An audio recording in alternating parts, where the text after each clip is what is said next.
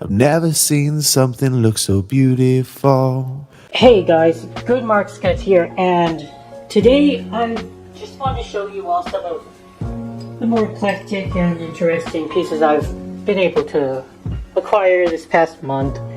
Slowly doing my own thing, I can't believe a year is up, over halfway done. Feels like I haven't gotten that much done this year, really. Anyway, still second half. So first of all, I found these really kind of like cool.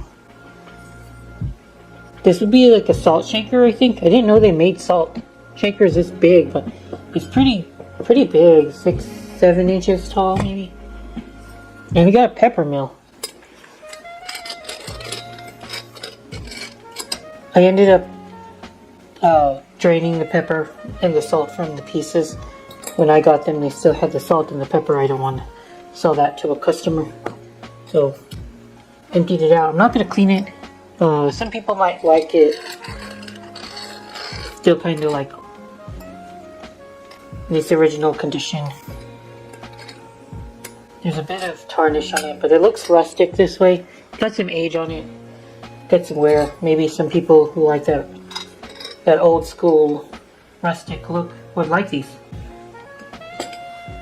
They're kind of hard to find now, and I bet you that these have been around since the maybe 60s, maybe. So yeah, anybody who buys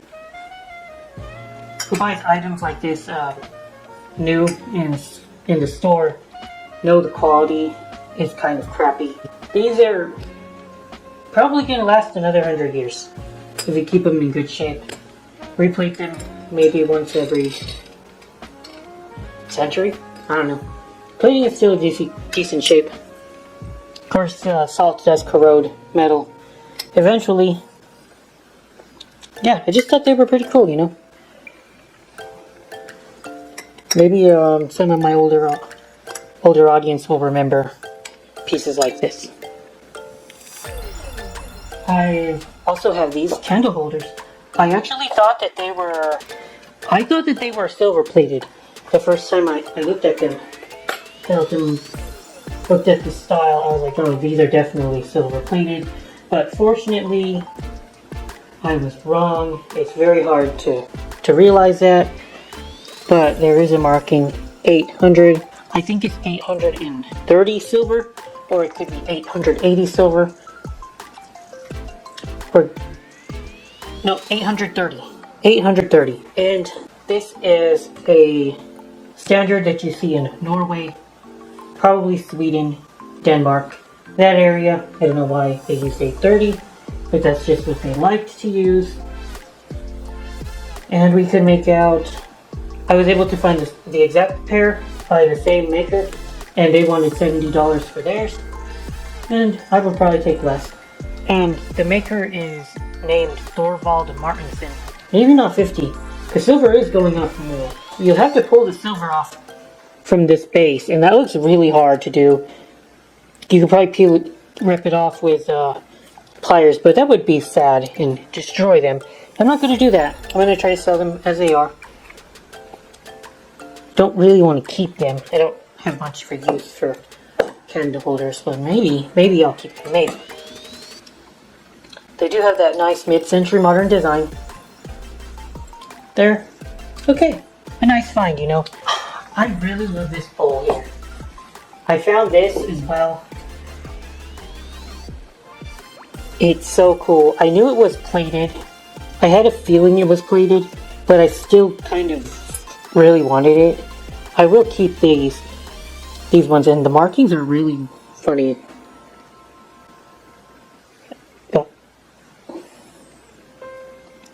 Got like an arm coming out of a castle. It looks like royalty. The middle one looks like somebody who became king of a vegetable patch. Like he looks like a lettuce with a crown. And then the left one, like some kind of a griffin or something. I have no idea. The markings are so weird. and it's marked BSCEP, I think. I remember this name. This is another marking for Barbar silver plate. I've shown some pretty cool pieces by Barbar. They had really nice Dutch revival pieces. I love how they made the leaves come out textured. The grapes too. It's kind of 3D looking, and it's just a gorgeous piece of silver plate. And I believe that we're looking at a technique called repousse, where the silversmith takes tools and punches the decoration, the texture from the inside of the piece, like they would take in. See, you can easily see where he would have done that with a hand tool. Very neat. What would they have served in this bowl though? That's what I wonder. It's like a weird. It doesn't know whether it's a bowl or a goblet almost. Definitely has some. I've never seen a confused piece of silver plate like this. A confused vessel. It doesn't know its identity. We have 4 of these little candle holders. Unfortunately, we only found one of these, the stamens here, which really hurts the value potential of the piece. But they are also mid-century modern, marked OSP 40. 40 does indicate the quality of plating, which is very strange to see on something that's not silverware. I was very surprised to see that marking on candle holders, but they're very cute. These little lily candle holders. People are wanting about 40 a piece, 30 to 40 a piece. So I have 2 sets of that. Of course, not having the glass stamens here is going to affect the value. Maybe 25 a piece. And it's a nice little find. It's a nice little find. And I've seen these before, but I didn't know quite what to make of them until recently. Hold on, guys. I have some information I can look up really quickly again.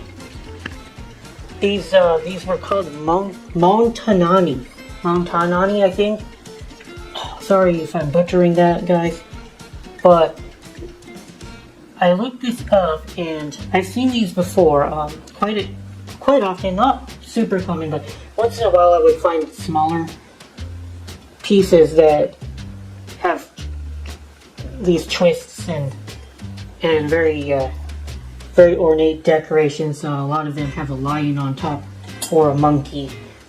And this was a factory in Italy that used to make brass silverware, and they seem to be very distinctive in their style and what they were doing.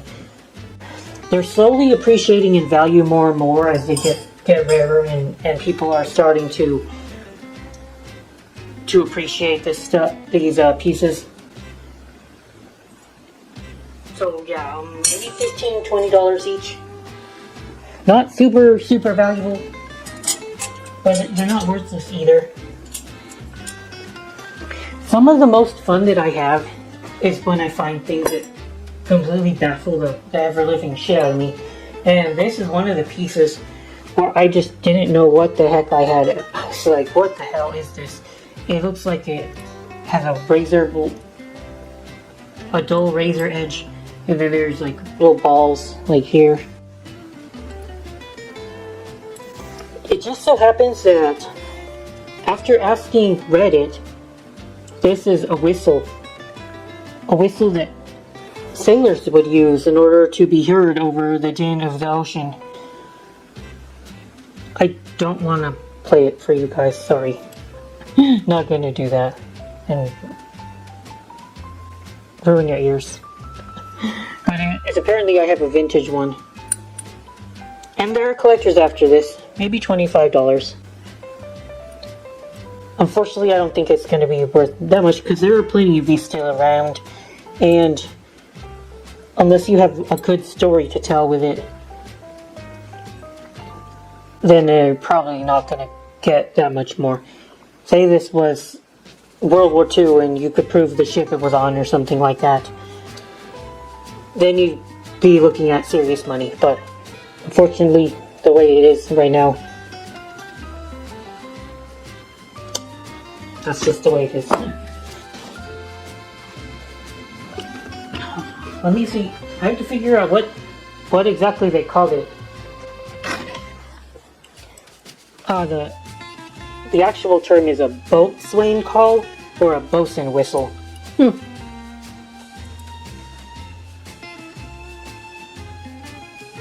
Yeah, I still like it though.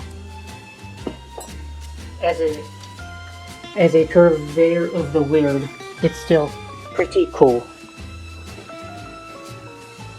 Alright, y'all, so this looks like a pretty good spot to call it for now. We'll take a look at some other really cool pieces next week. Thank you guys for watching. The Marks Good